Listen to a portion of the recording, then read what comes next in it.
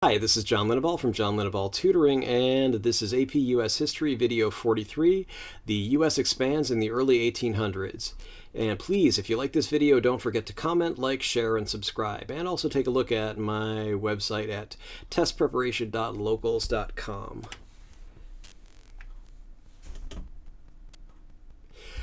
Elbow Room, Manifest Destiny. Those of you who are old enough might remember those cartoons from the 1970s, 1980s, the Schoolhouse Rock cartoons. I think that was on ABC during Saturday morning cartoons. And one of those videos was an oversimplified version of U.S. expansion called Elbow Room. And for those of you who never saw those or don't remember them, I'll show you a little clip right now. Everybody needs some elbow room, elbow room. It's nice when you're kind of cozy, but not when you're tangled nose to nosy. Oh, everybody needs some elbow, needs a little elbow room. That's how it was in the early days of the USA. The people kept coming to settle, though the East was the only place there was to go. From 1803 to 1853, the U.S. acted to establish the boundaries of what would become the lower 48 states, the 48 contiguous states, if you will. The final two steps in the Manifest Destiny, the Mexican Cession in 1848 and Gadsden Purchase in 1853, will be discussed later. The first major purchase after the American Revolution by the United States was the Louisiana Purchase.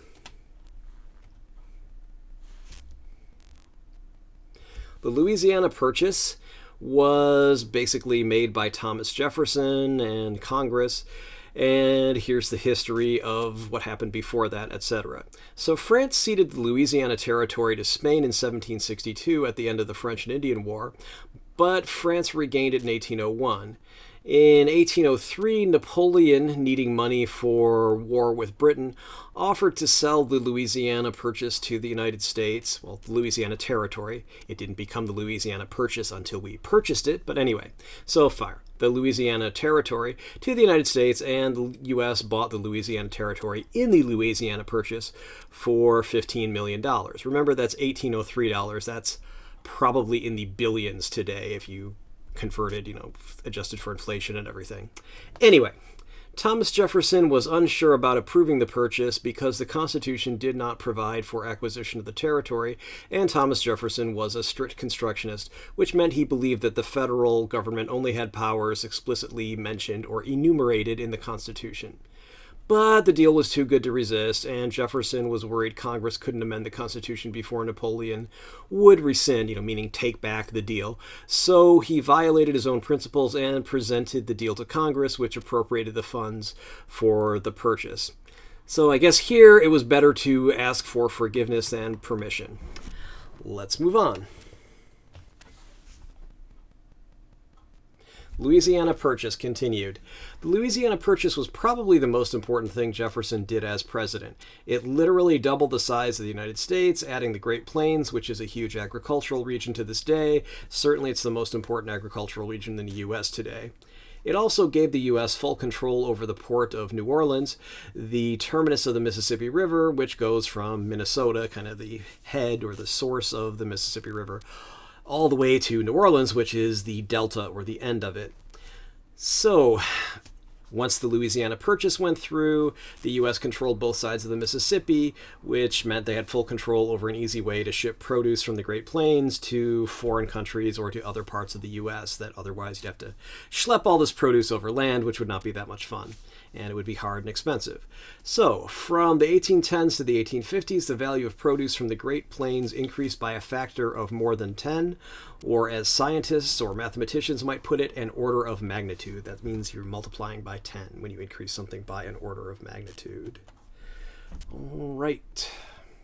The Lewis and Clark Expedition.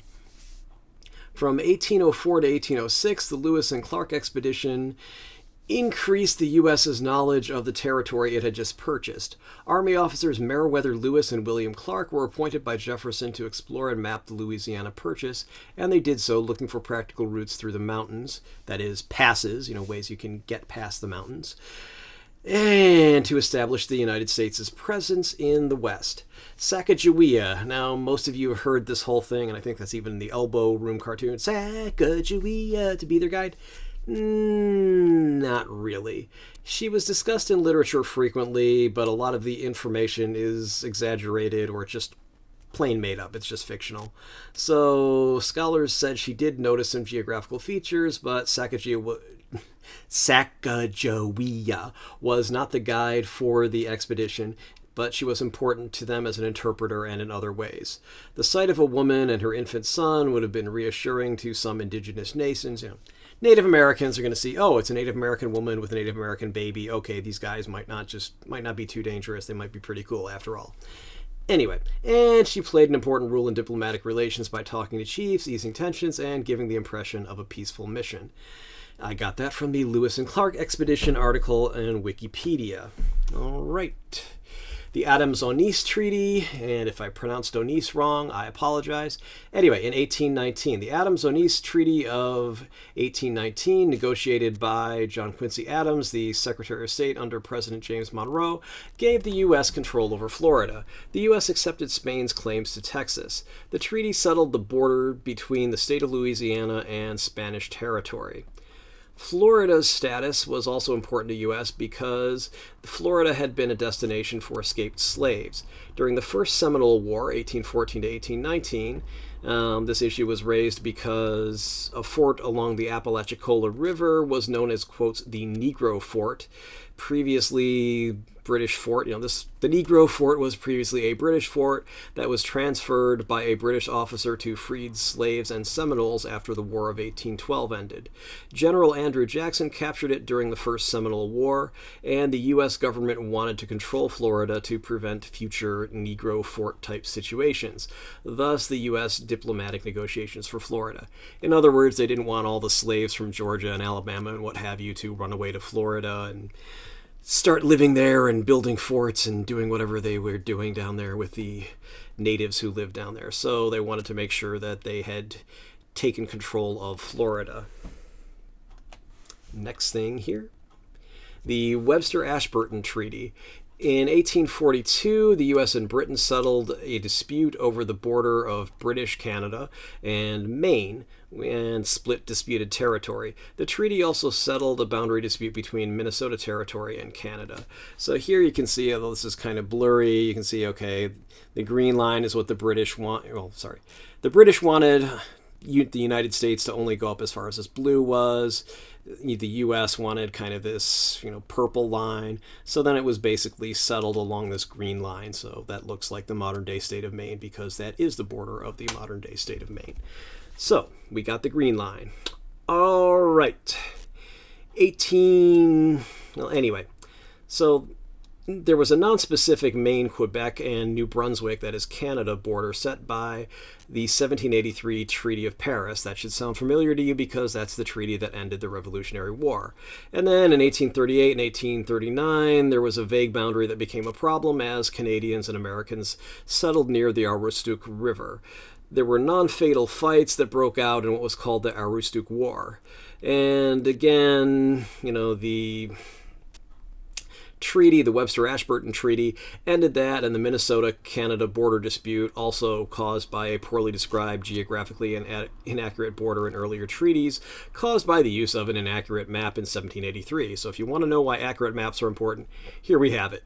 Literally, they just described something, if you go west towards this river, the trouble is there was no direct westerly route from the point that they were starting at to that river, so what do you do when you have a legal document, a treaty, that relies on an inaccurate map? Well, you end up with all sorts of problems and negotiations and new treaties and blah, blah, blah. So, this also dealt ineffectively with the minimum anti-slave trade naval patrols by the U.S. and Britain. Remember, at this time, there weren't supposed to be any new shipments of slaves coming from Africa to the United States, or really anywhere, I believe. Certainly not into the United States anyway.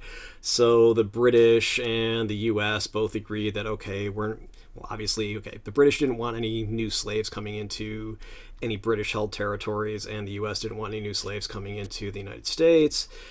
So they both agreed, we will use our navies to make sure there aren't any slaves coming in on these ships.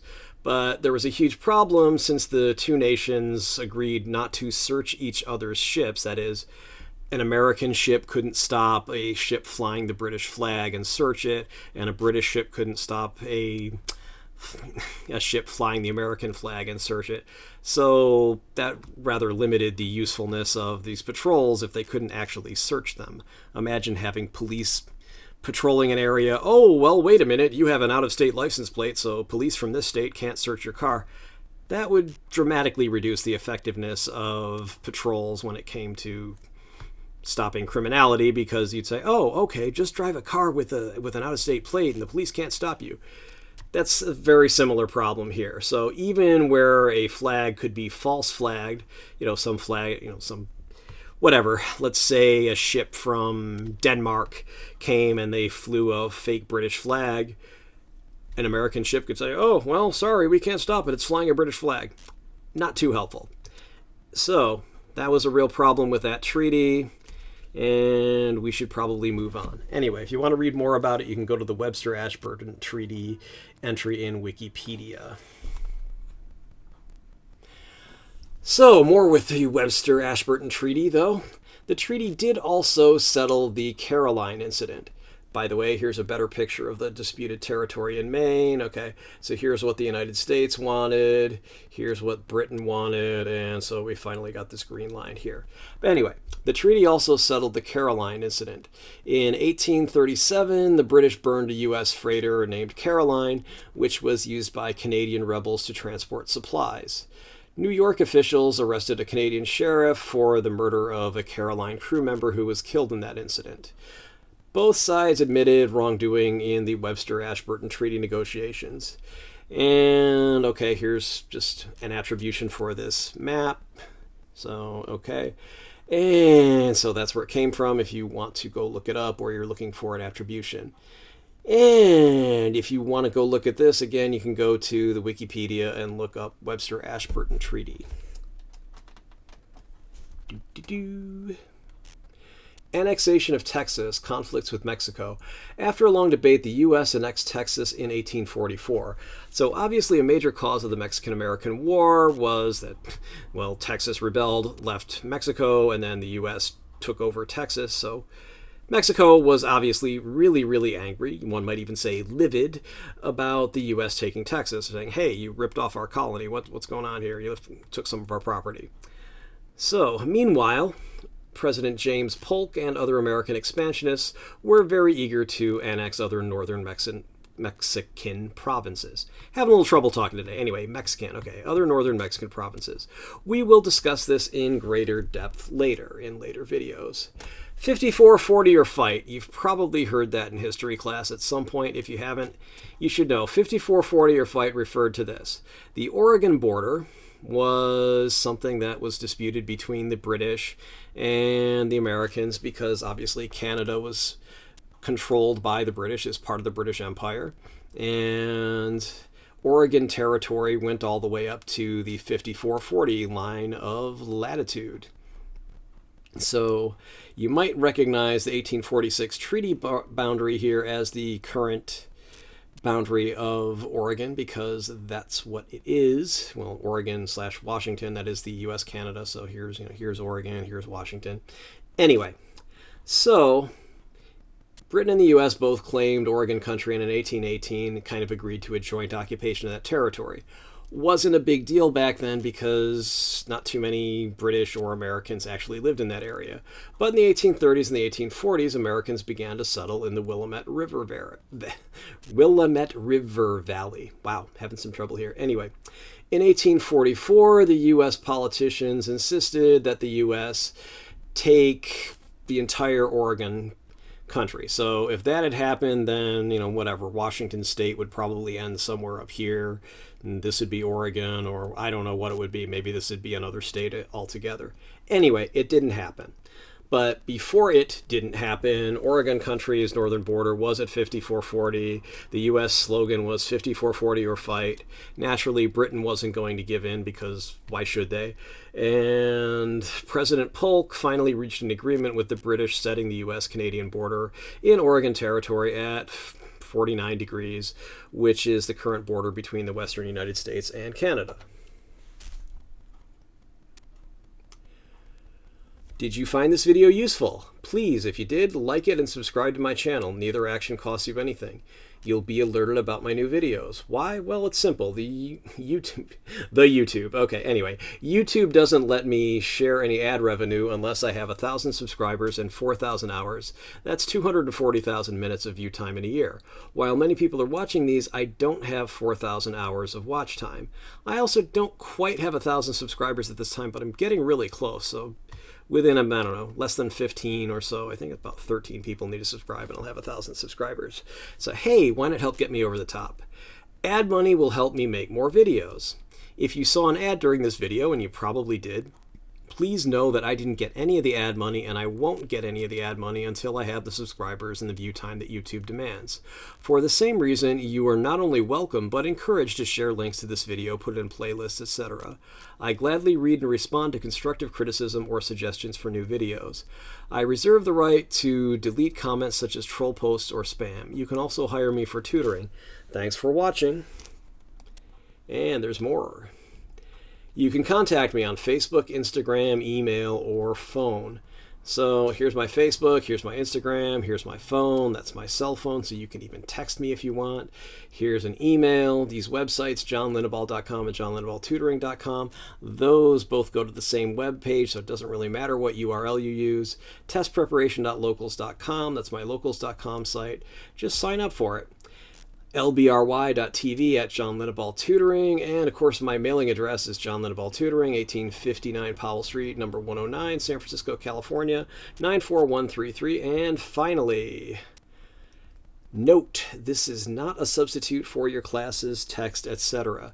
This video is based on the Barron's AP United States History Review Book, 4th edition, any other sources listed in the video description, so mostly Wikipedia articles, and my general knowledge of U.S. history. While this should help you do well on the AP U.S. History exam, I cannot be responsible for what your teacher thinks is important and asks you about on his, her, or non-binary's own tests, homework, etc. Please read your class texts and pay attention to what your teacher says in class, because you're really going to need those for whatever kind of midterms, tests, etc. you have to take besides the AP exam. All right, on that note, I'm out of here. Hope you're having a great day. Bye.